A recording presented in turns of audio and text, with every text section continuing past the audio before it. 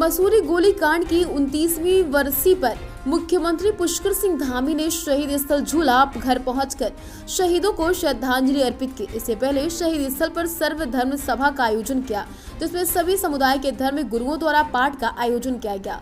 इस मौके पर मुख्यमंत्री पुष्कर सिंह धामी ने शहीदों के परिजनों को शॉल भेंट कर सम्मानित किया।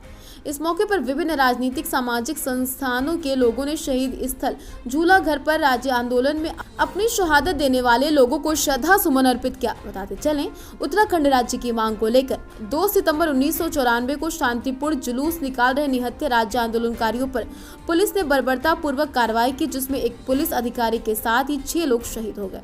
इस मौके पर मुख्यमंत्री पुष्कर सिंह धामी ने शहीदों को श्रद्धांजलि देते हुए कहा, सरकार द्वारा प्रयास किया जा रहा उत्तराखंड के शहीदों के सपने के अनुसार राज्य का विकास हो सके। उन्होंने पूर्व प्रधानमंत्री अटल बिहारी वाजपेयी का आभार व्यक्त करते हुए कहा, उनकी बदौलत ही आज हमें उत्तराखंड राज्य मिल पाया है। नहीं, पूरी तरह से हम जिन उद्देश्यों के लिए, जिन कारणों से हमारे शहीदों ने अपनी शहादत दी, उस ओर बड़ी तेजी से बढ़े हुए हैं। आज आप देख लीजिएगा, 1 लाख करोड़ रुपए के काम अभी तक केंद्र सरकार ने ही दे दिए हैं और इतने ही काम अभी पाइपलाइन में हैं। और NH हो, NHAI हो या फिर हमारे पावर कॉरपोरेशन के काम हो, कोई भी काम हो, यहाँ पर सड़कें बन रही हैं। अब आप देखिए, मसूरी से आप देहरादून उतरेंगे, देहरादून से 2 घंटे में दिल्ली पहुँच जाएंगे। ऐसी ऐसी सड़कें बना रहे हैं और एक से एक नए इंस्टीट्यूट आ रहे हैं। तो ये सब जब हमको राज्य मिला उसके बाद ही ये आज मिल रहे हैं। और हमारा राज्य इस समय विकास कार्यों में देश के जो पहले और 2 और 3 जो प्रदेश आए हैं उसमें दूसरे नंबर पर है। तो इससे साफ जाहिर होता है कि बहुत तेज़ी से राज्य आज आगे चल रहा है। हम सबको, हमारे जो शहीद हुए हैं, उन्होंने अपनी शहादत जिन कारणों से दी, उन कारणों के प्रति सजग रह के काम करने की आवश्यकता है और यही हमारी सच्ची श्रद्धांजलि भी उनको होगी।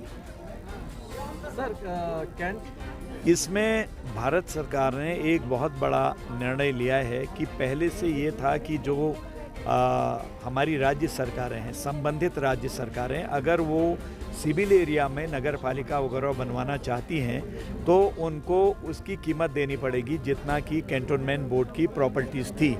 लेकिन ये पहली बार ऐसा हुआ है कि केंद्र सरकार ने सभी राज्य सरकारों को लिखित में दिया हुआ है हमारे विभाग ने कि आप यदि चाहते हैं कैंटोनमेंट बोर्ड सिविल एरिया में आ जाएं और वो नगर पालिका, नगर महापालिका या फिर नगर पंचायत, जहाँ जैसी स्थिति हो उसमें बने, तो उसके लिए आप जो हम लिख के दे रहे हैं नो ऑब्जेक्शन दीजिए।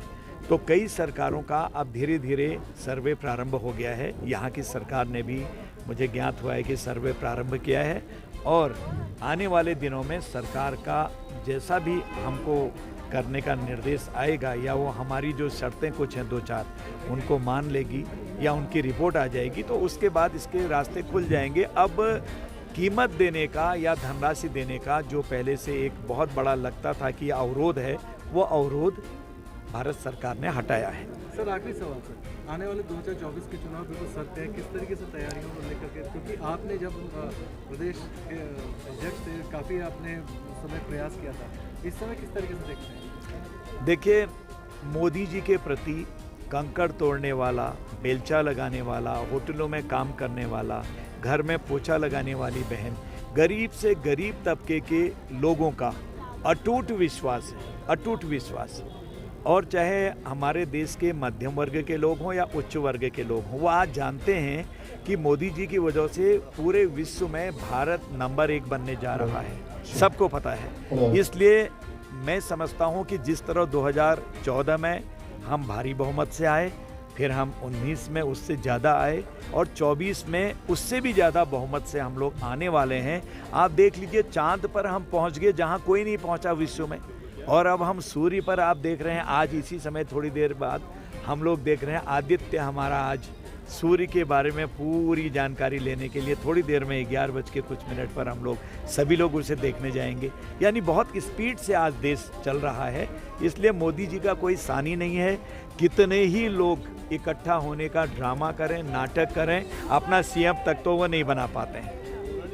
बहुत रास्ता ये है तो रास्ता ये भाई साहब देखो जबरदस्ती हो कर रहे हैं, हटा रहे प्लीज कार्यकर्ता को दूर कर रहे हैं नेताओं से। आज के दिन हम सभी उत्तराखंड वासियों लगाओ कि मत करो भाई, कोई वो थोड़ा यहाँ तो लोग हैं, जनता के लोग हैं। आंदोलनकारी उनके सपनों के अनुरूप, उनके आशाओं के अनुरूप उत्तराखंड राज्य के निर्माण में अपना योगदान देंगे। और श्रद्धेय अटल बिहारी वाजपेयी जी का भी मैं स्मरण करना चाहता हूँ कि वो उनके प्रधानमंत्रित्व काल में ही उत्तराखंड राज्य हमको प्राप्त हुआ था। उनको भी मैं अपनी श्रद्धांजलि देता हूँ, उनका नमन करता हूँ।